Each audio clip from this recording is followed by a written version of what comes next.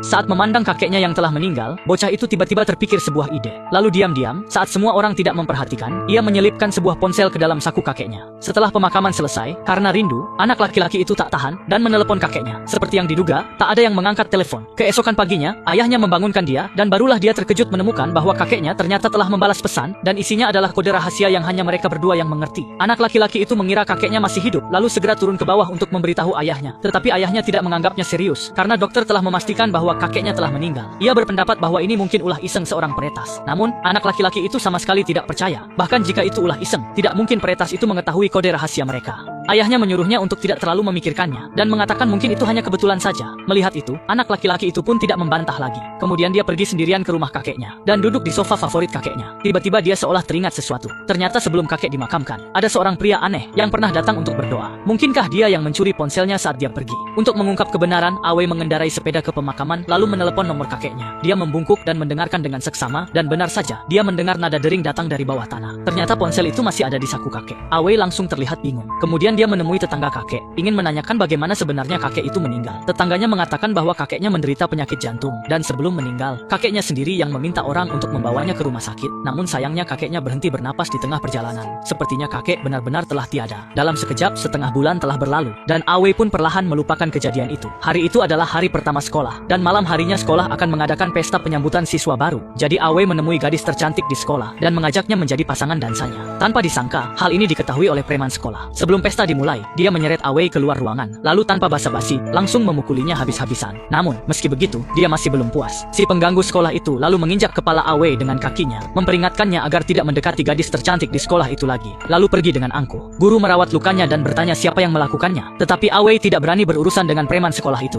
sehingga hanya bisa berbohong bahwa dia terluka karena terjatuh secara tidak sengaja. Melihat hal itu, guru pun tidak bisa berkata apa-apa. Setelah pulang ke rumah, Awe menelepon kakeknya dan menceritakan apa yang dialaminya hari ini. Awalnya dia hanya ingin meluapkan emosinya, tetapi keesokan harinya, saat dia dan teman-temannya sedang dalam perjalanan ke sekolah, mereka menemukan bahwa preman sekolah itu telah meninggal di rumahnya semalam.